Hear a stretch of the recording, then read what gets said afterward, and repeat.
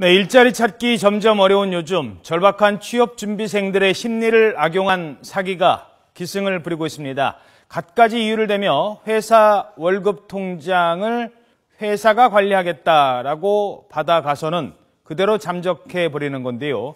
이런 통장 대부분 금융사기에 쓰여진다고 합니다. 염혜원 기자입니다. 요즘엔 회사에 직접 찾아가 이력서를 내고 일자리를 구하기보다는 인터넷 구직 사이트를 이용하는 경우가 많습니다.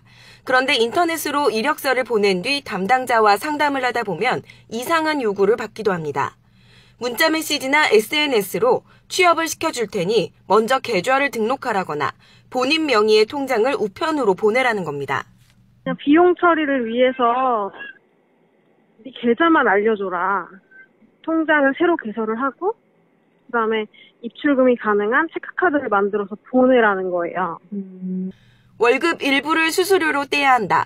첫 달만 회사에서 통장을 관리하겠다는 등 둘러대는 이유도 가지가지입니다. 또 아이디카드가 출입카드와 마찬가지여서 교육 받으시러 오실 때에도 카드가 있으셔야만 본인께서 교육 받으실 수 있으신 거예요. 먼저 회사 보안팀에서 보안 설정을 드릴 거니까 크게 걱정하실 건 없으세요? 이렇게 해서 가져간 통장은 대부분 금융사기에 이용됩니다. 실제로 올해 상반기에 적발된 대포 통장은 모두 1,070여 개였는데 이 가운데 60% 이상이 취업을 빙자한 사기였습니다. 이런 사기를 당하지 않기 위해서는 꼼꼼하게 따져봐야 할 것이 많습니다.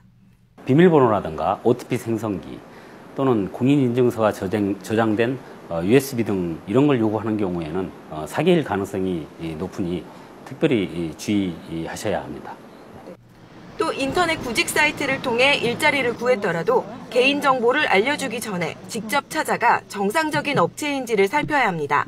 금감원은 대포통장 명의인 역시 3년 이하 징역에 처해질 수 있고 1년 동안 계좌 개설이 제한되는 등 처벌이 뒤따르는 만큼 통장 관리에 유의해야 한다고 당부했습니다.